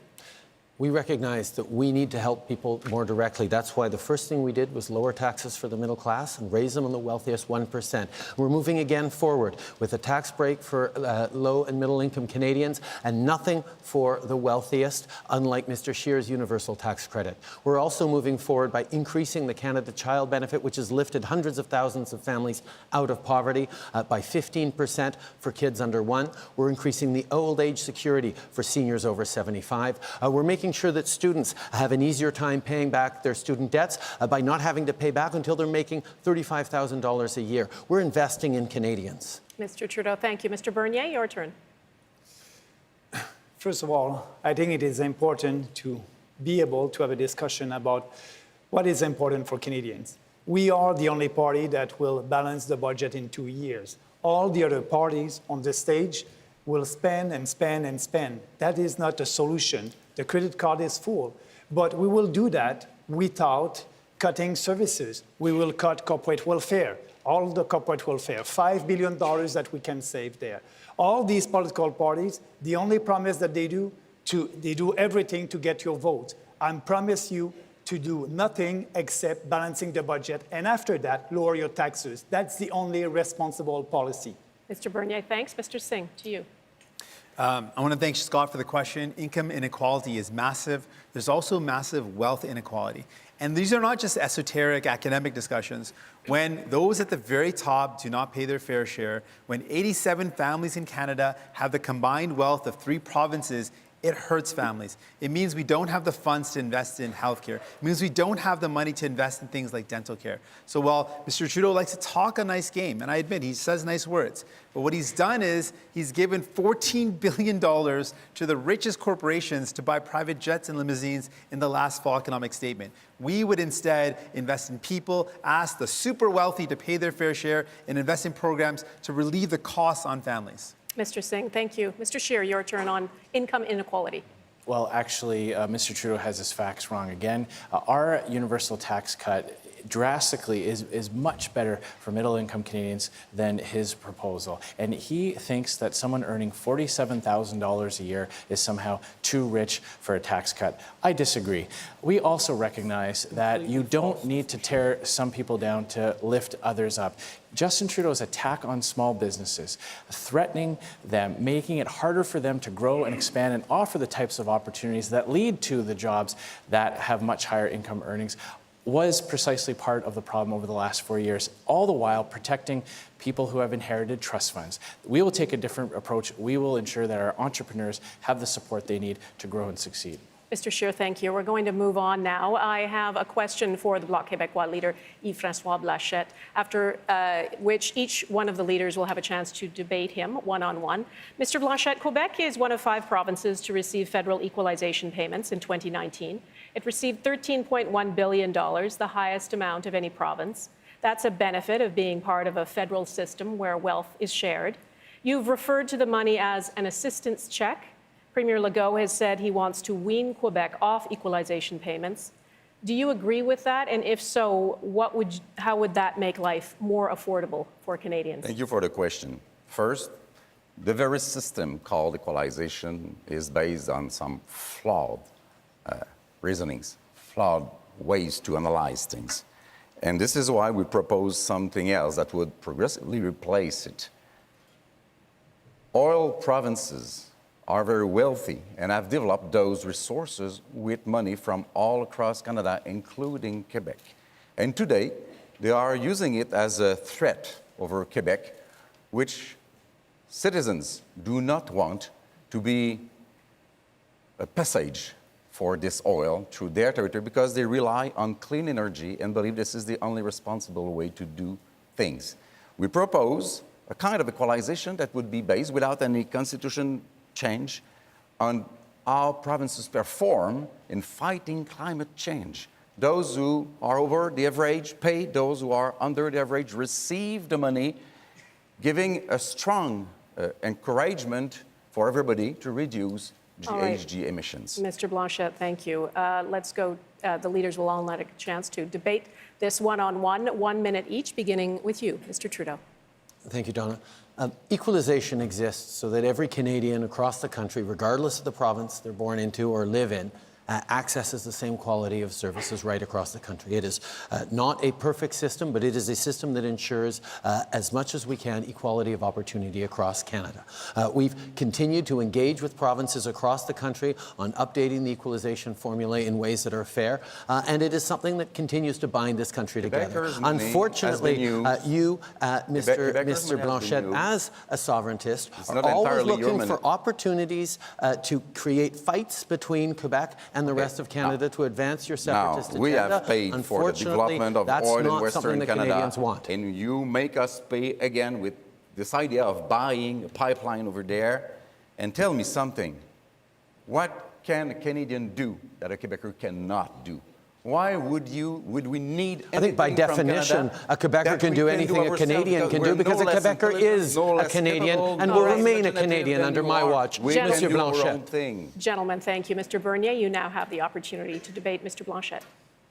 Yes, speaking about the equalization, I'm the only leader who's ready to look at the equalization formula for being sure that the formula will be less generous and fair for every province. Let me explain. It is not fair to tax people out west and also in Quebec because Quebecers are proud and they want to live in a richer province. So what we must do, we must give the right incentive to provinces to develop their own natural resources. That's so important to have a discussion about the equalization, and they don't want to have that discussion. Let's be less generous and fair for every province. Share this Why? idea? Why? Because it is important when you have people in Alberta. 20% of people in Alberta wants to have the discussion, and let's have that discussion.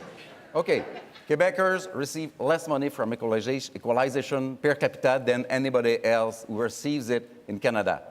Do you mind about stopping those lies? All right. Mr. Blanchette, Mr. Singh, your opportunity to debate.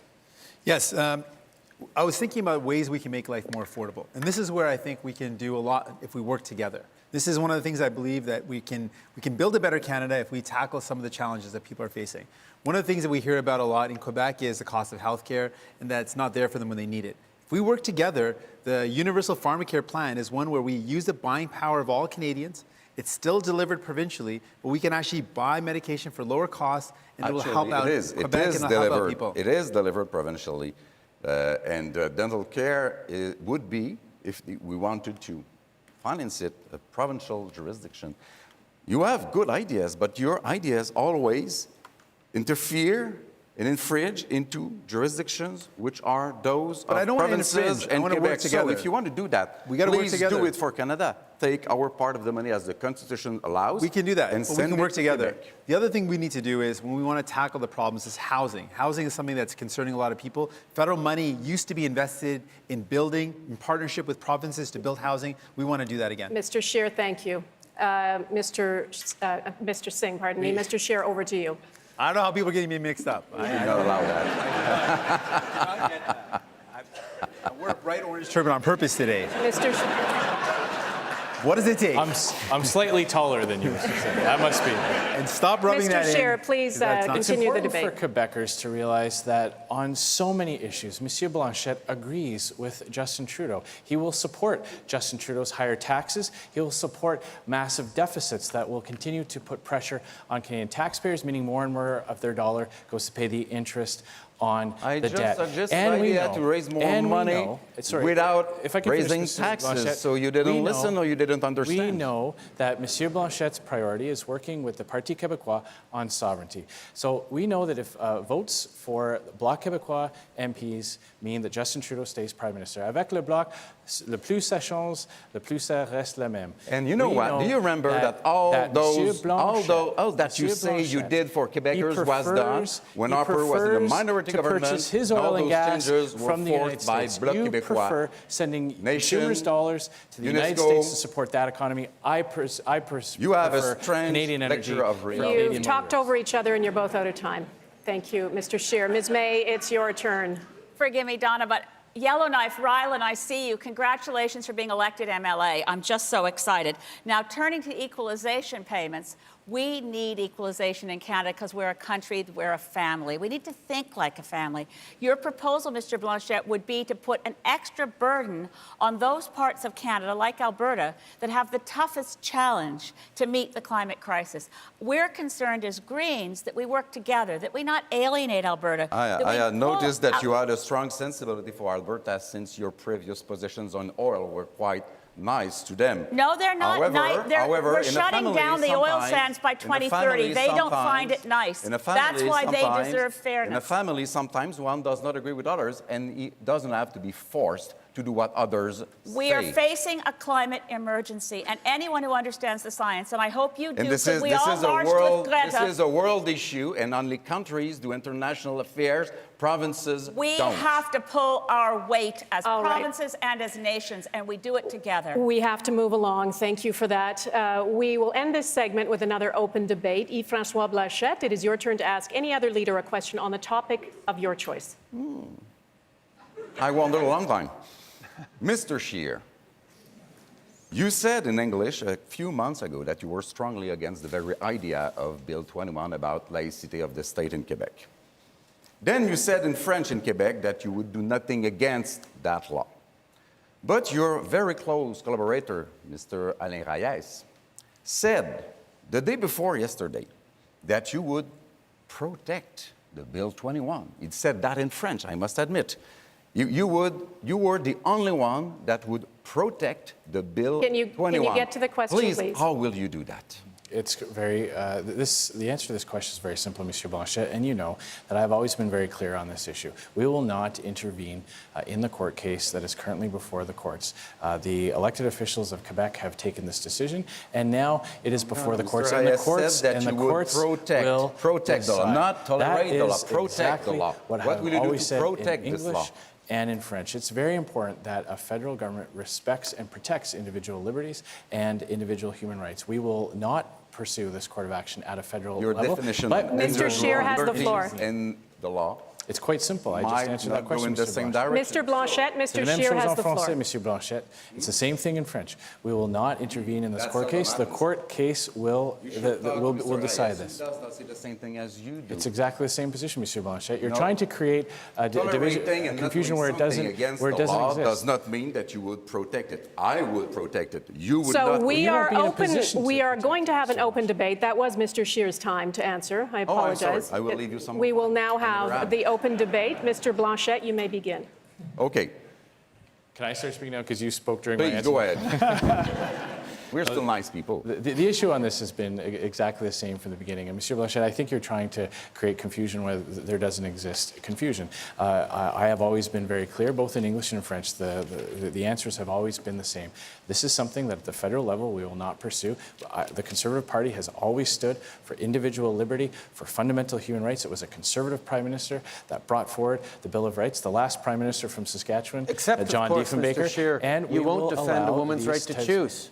You've That is dismissed completely LGBT, false. That is LGBT completely protections. false. You haven't Millions of apologized for your words against LGBT Canadians years ago. Canadians, Will you millions recognize of and Canadians, apologize Mr. for that? Millions of Canadians have a different position on this issue. And like millions of Canadians, I am personally pro-life. And it is okay in this country to have a difference of opinion, something Yes, you do not but recognize. Canadians and it is need beneath, to know- it is for a man beneath Canadians the office need of Prime to know Minister to that their Prime demonize Minister- people for their Canadians views. need The to know that laws their and Prime Minister- access One at a on time, this please. issue- One at a time, The please. laws and let me access on this issue have not changed for 30 years under Liberal Prime Ministers, under Conservative Prime Ministers. Scheer, let me They help you out did not here. change Need when to I know am Prime that Minister. their Prime Minister That will be is there my to defend position. them. And Scheer, you let me have help been, you. just answered that you question. have been Let's not allow Mr. unequivocal on Singh defending a women's moment. rights. You're signing the Mr. Scheer, this is nomination good too. You're papers gonna like this too. of You people want to who talk want about to nomination take papers? away How about your rights of- misogynist, No one is racist hearing you right candidate now. in Nova Scotia? Okay. Let me help you out, Can Mr. we? Scheer. Can we? Let me help you out, Mr. No, Scheer. nobody can hear what you're saying anymore. You will be signing the nomination man has papers for no people who have place pledged to at a take away discussion rights around from women's rights women. issues. Mr. I Scheer, let me know. help you out, man. You're having You're a struggling mini here. debate You're over struggling. here. Can we bring in A man Mr. has Singh? no position in a discussion on a woman's right to choose. How about Let's a be woman's very right clear to on that. speak in a debate? Be very clear on that. It's been really interesting for most of this campaign to hear a lot of men arguing about what a woman's rights should be. But having all of you, except for Max, participated in the TVA debate where you were perfectly happy to keep women off the stage. I'm the only woman leader of a party. You participated in a debate which did not let our little girls see that there's a chance for a woman in this country to be prime minister, to run as the leader of a party. We must be clear as all leaders, and you are not clear, Andrew, that we will never allow a single inch of retreat from the hard-earned rights of women in this country, not 1 inch. This is But This what is a troubles me that typical- you're open to working with Mr. Scheer. Yeah. Sure, I'm and gonna talk. Your own MPs could come up with a law against abortion, and you said that you will tolerate it. This So is- I This is a said we typical don't liberal allow anyone to run tactic. in our party It's right who out of the doesn't liberal hold a playbook. pro-choice When they position. are in danger of We losing don't- an election, they Sorry. bring forward This these types of- clearly can't needs Photoshop more your words. time. I'm Don't allow afraid we don't have any more issue, time. Unlike all the rest of you. Ms. May, thank you very Photoshop much. your We're going to have to move on. Thank you. That concludes our segment.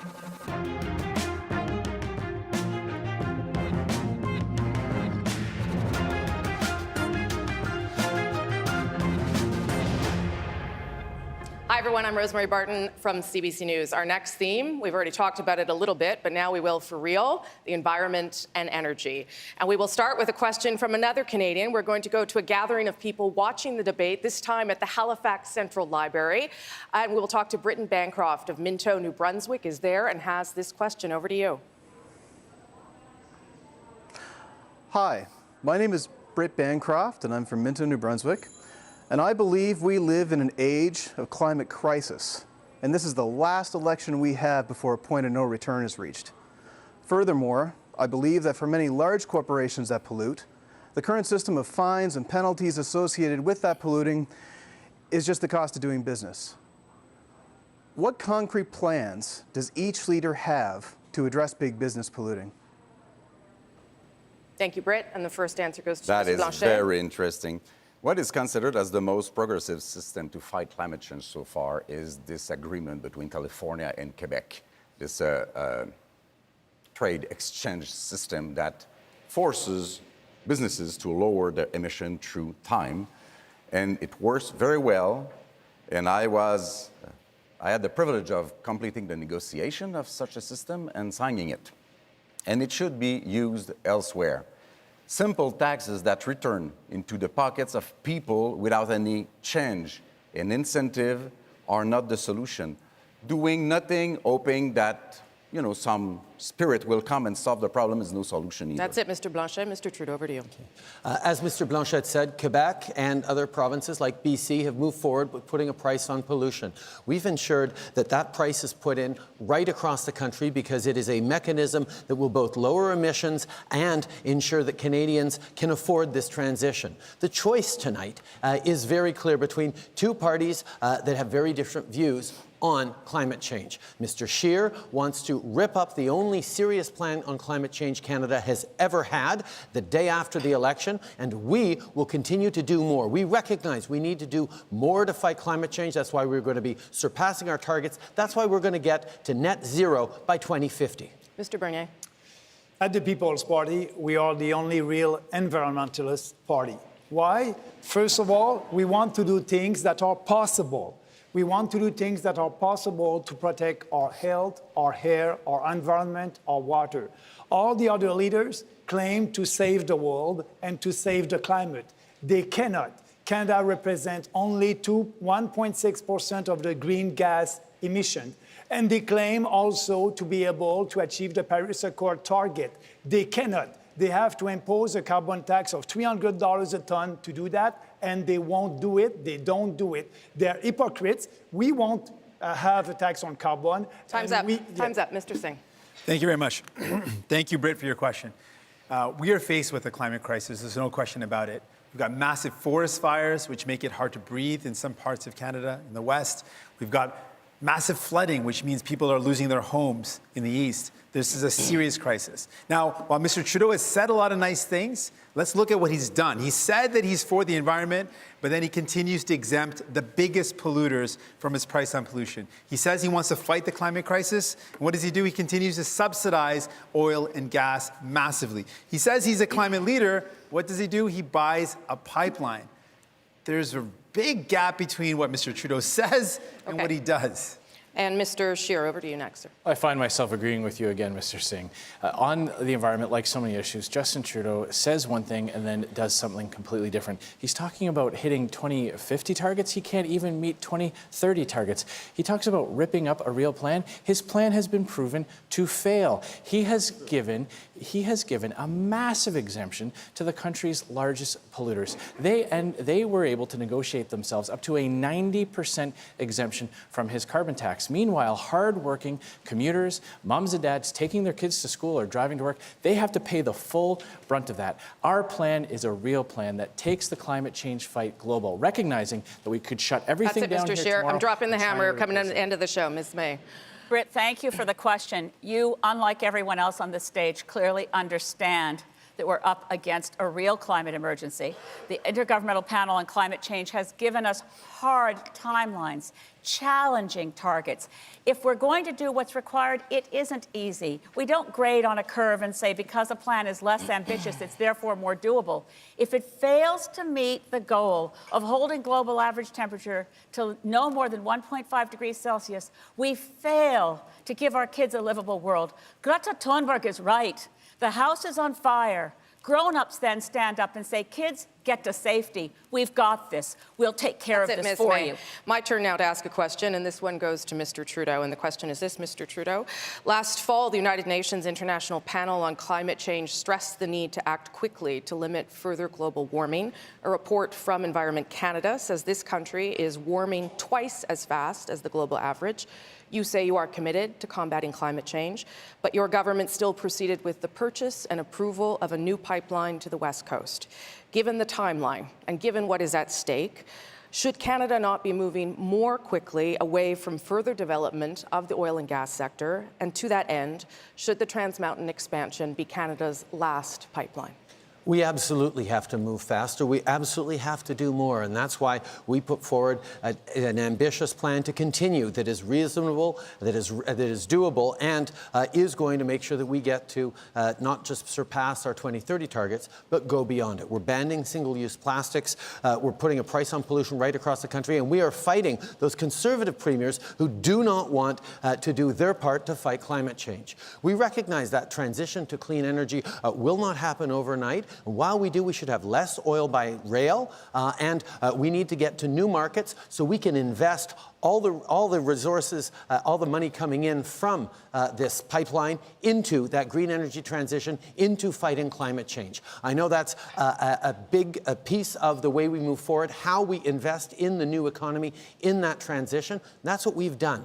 The choice tonight is, do we pick a government that doesn't believe in climate change or in fighting it, or do we continue on the track we are and be even more ambitious? Got to end it. I noticed you didn't answer the last part of that question, whether we were on our last pipeline. Mr. Bernier, your turn to debate Mr. Trudeau for 1 minute. Mr. Trudeau, I think we agree that we don't agree on climate change.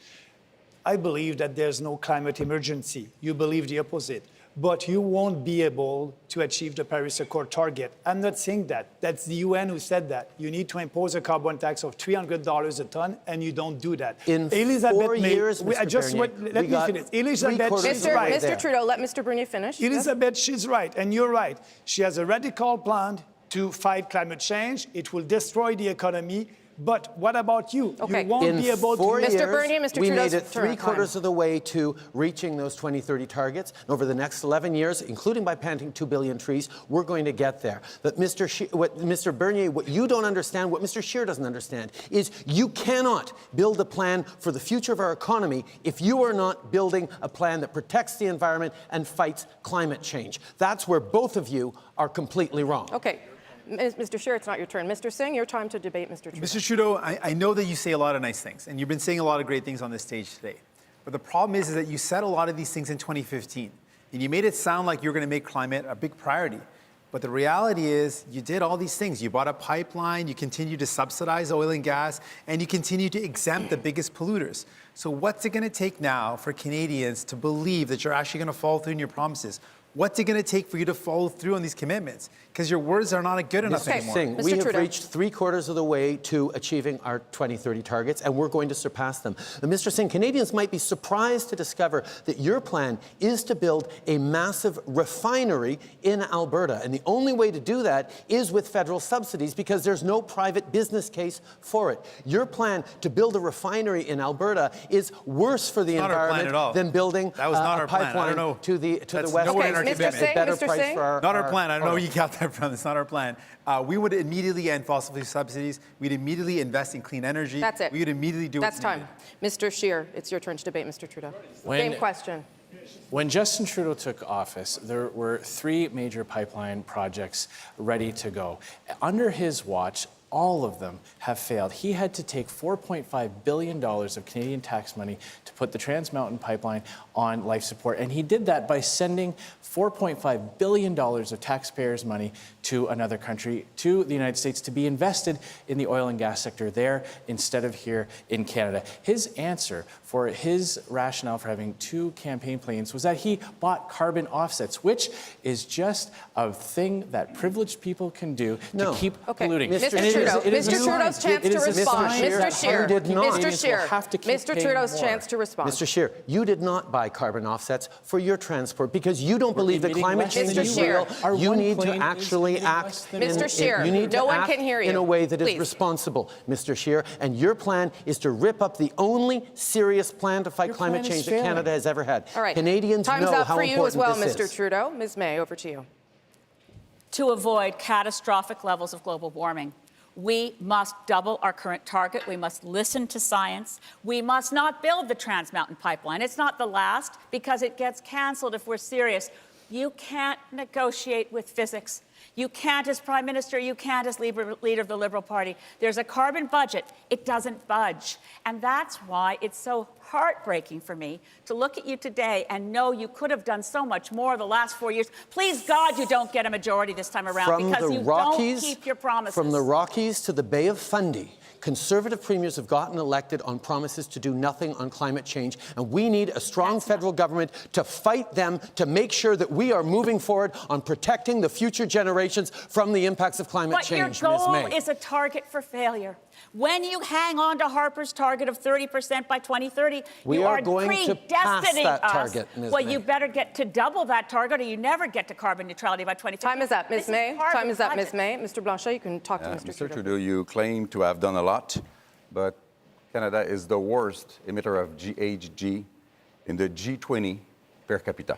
So that's not much of a success. But I have two questions from Quebec. First, will you agree with the demand of the Prime Minister of Quebec, Mr. Legault, that Quebec overview on environmental issues will have precedence over Canada's overview? Second question, do you promise after this judgment in British Columbia to not ever try to have a pipeline cross Quebec, ever? After 10 years of Mr. Harper's failures to get things built because he did not understand you have to work with Indigenous peoples, you have to work with local communities, you have to respect environmental science, we brought in a process that does exactly that. And we work with the provinces on ensuring that there's not a duplication of environmental oversight. That's what Bill C-69 is all about. We know that the way we move forward is responsible and will be done in partnership. And that's the time. Mr. Trudeau, it's now your chance to ask a question of any other leader. You have 1 minute to do so, sir. We cut taxes for small businesses to 9%. We cut taxes for Canadians. We know that tax breaks for wealthy do not work to grow the economy. 10 years of Mr. Harper's failure has done that. And yet Mr. Scheer's platform, what we've seen of it, because most of it is still secret and will remain secret, apparently, like Doug Ford, that didn't work out so well for Ontarians, is to reduce taxes for the wealthiest Canadians, the multimillionaires, by $50,000, which is more money than most Canadians make in a year. Wrap it up. Why the $50,000 Mr. Scheer, tax you have break 1 minute for the to wealthiest? respond, Mr. Scheer. First of all, Mr. Trudeau, you seem to be oddly obsessed with provincial politics. There is a vacancy for the Ontario Liberal leadership, and if you're so focused on provincial politics, go and run for the leadership of that party, Mr. Trudeau. Secondly, your tax policy has meant that 80% of Canadian families pay higher taxes today than when you first took office. That is exactly true. That was a conservative principle that Liberals fought against, that you fought against. Your signature achievement was taking a conservative idea to send support directly why did you vote to against it, parents. Mr. I Scheer? voted against your tax hikes on Canadians, Mr. Trudeau. against That's the Canada what I was Child voting benefit against. that lifted No, I did not. We Gentlemen, are one at a committed. time. One at a time. We are committed to protecting that benefit because it is based on a conservative principle. But we are going to Mr. lower Trudeau, this is supposed taxes. to be Mr. Scheer's We answer. are We're going to move into lower open taxes debate. for all Canadians with a universal tax cut. We're going to bring back the children's sports and fitness tax That's cut it, as Mr. well. Scheer. We've got 3 minutes on this open debate. Starting with me. Yes, that's right, sir. Okay. Off you go. Mr. Scheer, you did Mr. not Trudeau. answer the question First. on why you were lowering taxes by $50,000 for multimillionaires in this country. Maybe you'll answer it tomorrow in the press conference, but you haven't answered it tonight. That is just not true. You haven't answered a question your entire time as Prime Minister. I've sat across you. You never answer a question, Mr. answered Speaker. I am more answering questions your in question the very House of I Commons. am rolling Mr. Trudeau, let Mr. Scheer finish, please. Mr. Trudeau. I am rolling back your tax hikes on entrepreneurs, on small business. You called them tax cheats. These are the people tax in our breaks community. for the wealthiest They are saving and cuts up money for services to open up for a second everyone location, else. investing That's in what people's you're offering. training. Gentlemen, Gentlemen, education. no one You can raise understand the anything taxes. Mr. You call them Blanchet tax wants in. sheets. You Mr. two Scheer, should Mr. agree that Blanchet. you're both experts and multimillionaire. However, I have a suggestion for you. How about this idea, which has been asked unanimously by Assemblée nationale du Québec, of a single tax refund? That would save about $400 million to our combined states. Is that not a great way to save money, make things simpler for people, companies, businesses, and even government? So you're talking about the single income tax return for Quebecers? Yes. I am the only federal party leader that can deliver on that, Monsieur Blanchet. That is something that I'm yourself in a position where you need me to do that. I am committed to simplifying the lives of Quebecers by ensuring that they only have to fill out one single income tax. I want to clarify something with Mr. Scheer. Mr. Singh, yes, go ahead, Mr. You know, Mr. Scheer, you talk a lot about tax cuts, but this is the reality. Thing is that Canadians can look across this country and see what the impacts of a conservative tax cut means. Translation, cuts to education, cuts to healthcare, vicious cuts to the most vulnerable people in society. That's what you do. The thing is, Mr. Trudeau, you sound a lot different. You sound a lot better, but you've done much of the same. You've given billions of dollars to the wealthiest, and your nothing. top financiers, your top out of poverty cabinet ministers is not nothing. use tax havens.